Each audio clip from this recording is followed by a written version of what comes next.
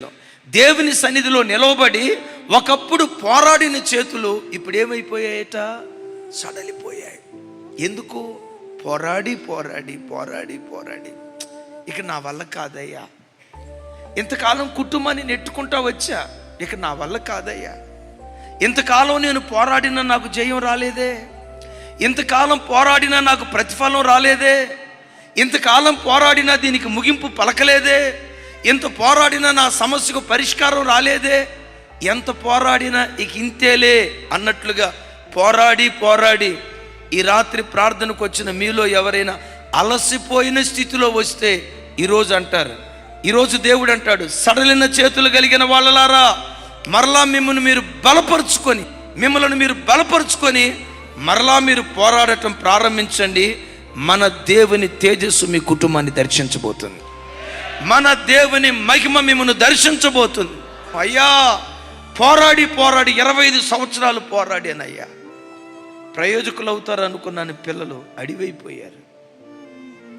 పోరాడి పోరాడి 20 సంవత్సరాలు పోరాడానయ్యా, ఈ బిడ్డ ప్రయోజకురాలు అవుతుందని ఎంతో ఆశపడితే ఈరోజు నా కడుపున పుట్టిన నా బిడ్డే చీలిపోయి నాకు వ్యతిరేకంగా పనిచేస్తుంది. పోరాడి పోరాడి ఈ చేతులు అలసిపోయాయ్యా, ఇక నా వల్ల కాదు అన్నట్లుగా అలసిపోయిన స్థితిలో వచ్చారేమో. ఈ రాత్రి ప్రభు అంటున్నాడు, తల్లి మరలా ఈ రాత్రి నుంచి పోరాటం ప్రారంభించు, మరలా ఈ రాత్రి నుంచి నిన్ను బలపరుచుకోవటం ప్రారంభించు, నిన్ను నువ్వు పురికొల్పుకోవటం ప్రారంభించు.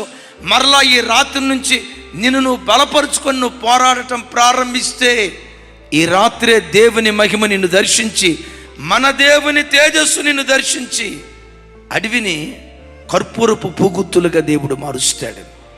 కరిమేలు కొన్న సొగసు దేవుడు మనకు అనుగ్రహిస్తాడు. లెబానోను కొన్న సౌందర్యం ఆయన మహిమ కొరకు దేవుడు మనకు అనుగ్రహించునుగాక. దేవుడు ఒక వ్యక్తి జీవితంలో కార్యం చేయటం ప్రారంభిస్తే రాత్రికి రాత్రే దేవుడు పరిస్థితులను మార్చగలడు. అది ఎండిన నేల, కస్తూర పుష్పం ఎంత సొగసుగా ఉంటుందో అది అడవి, అది అరణ్యం. నేనంట, అరణ్యంలో ఏడ్పులు వినబడతాయా, సంగీత ధ్వని వినబడతాదా? అరణ్యంలో కేకలు వినబడతాయా, ఆనందగానాలు వినబడతాయా?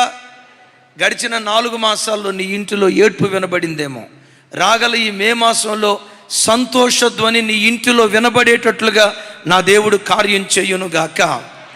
అబ్బా, ఈ కుటుంబం ఎంత సొగసుగా ఉందరా అని ప్రజలు మాట్లాడుకునేటట్లుగా మన దేవుని తేజస్సు ఒక్కొక్క కుటుంబాన్ని దర్శించునుగాక.